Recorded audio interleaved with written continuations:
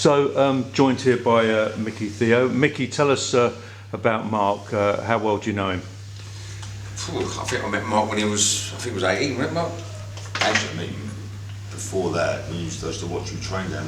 Was it? Yeah, we used to. Okay, used to come in. We used to squat like 8 plates and things like that, and swim around the gym there. So anyway, Mark's dad, cut a long story short, let's go back a bit. I forget what year it is, probably early 90s, was it?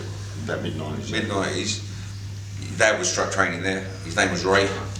Ray Potter, fruitcake, lovely man. He was just he's a different guy altogether, you know.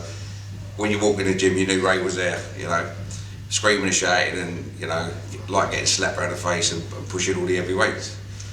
And he said to me one day, Micky, I want you to look at my son Mark.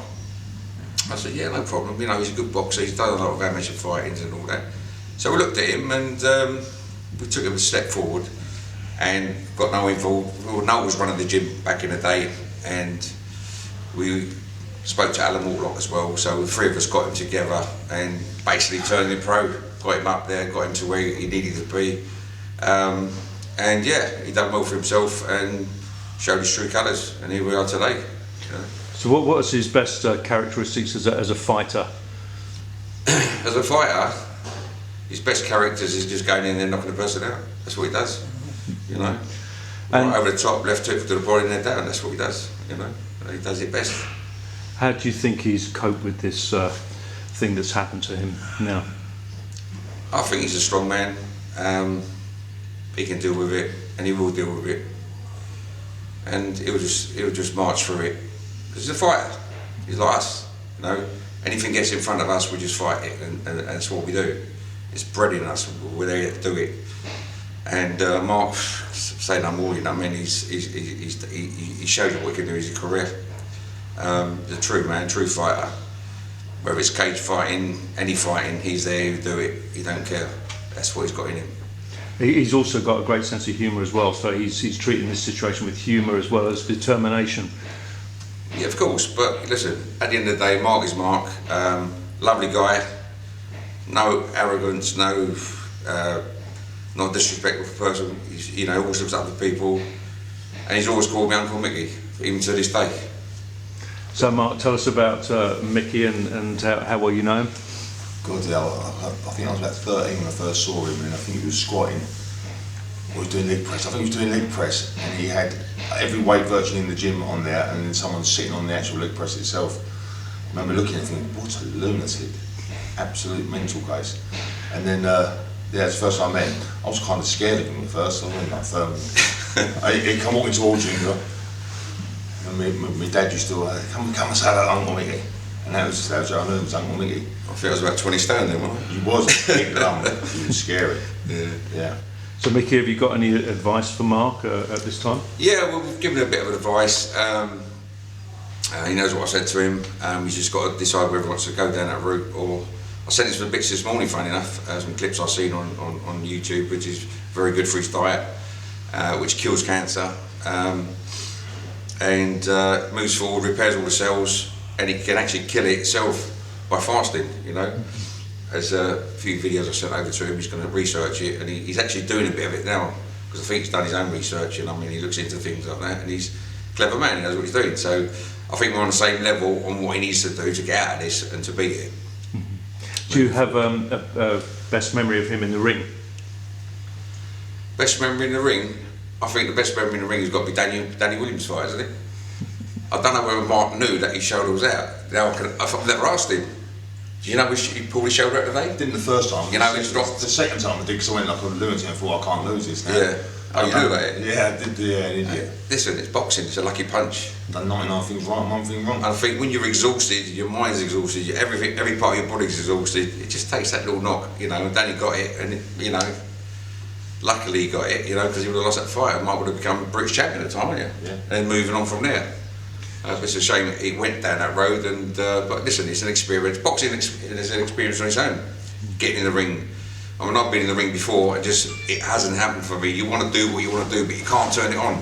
And you get nights like that. And that's when the champions become losers, yeah? It's all about on the night him fighting, because I couldn't wait to get back in. This was a Friday, remember, no? Friday, and I couldn't wait to get back on Monday. to just go in and take care of the guy, do a number on him, which gave me the pleasure and took that cloud off my head. So, Mark, have you got any regrets in the ring? Anything? No, because if you have regrets, there's negativity. I obviously after the Danny Williams fight, I went into the doldrums and I ended up beating someone on points, and I lost to a guy who shouldn't really have carried me a gym bag, just because I couldn't really train, couldn't focus, and really and truthfully, what I should have done was just reset myself and gone back in the gym and said, right, starting again.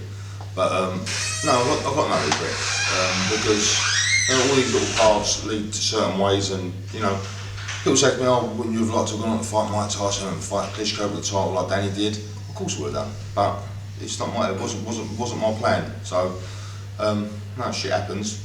That's about it. Yeah. And do you have a highlight that you think that was my moment when I was at my very best?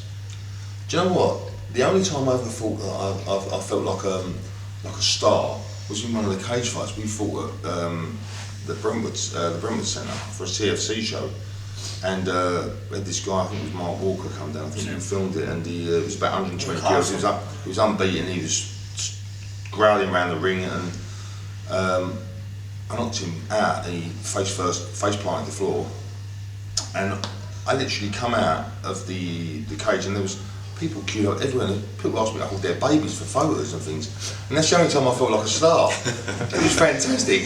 And then the following day I was at Grafton. Still a star, mate. Well, yeah, that was the only time I actually felt like a star. But it was good. It's good. I've got no regrets. I've got no regrets in my cage fight. I've got no regrets in my boxing. There's a lot of things I would have done differently if I could go back in time, but unfortunately I ain't got a DeLorean and I can't do that. So, but no. I think everyone wants to get to. They want to win a championship, don't they? They want a British, they want to win a world title.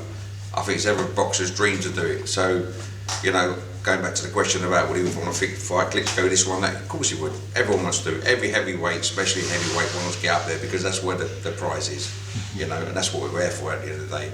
All that hard work, all that training, all the slogging, and you want a payday for it, and that's what everyone's dream is in the boxing world. So it's, some people are saying it's not about money, but it is about money. Boxing is about money. Otherwise, it won't be in there. So, Micky, do you advise people to get their tickets for this big night? You're going to be there yourself? That's without saying. Yeah. Of course, I'm going to be there. Absolutely. And can you sum up what Mark means to you? What Mark means to me, he's like a son to me in a sense. Yeah. Great guy, always been there. Listen, we do a lot of work behind the scenes. We spend a lot of time together. So, on a phone call, we're there for each other, and we've proven each other over the years who we are, and what we mean to each other. Mark's special. Micky, you've known him all that time, you've said all that. Would it be any surprise to you whatsoever if there's another victory on the cards here for Mark now, and he comes out in remission on this? Of course. Would that surprise you in the slightest? It won't surprise me because I know he'll do it. Yeah, non-negotiable.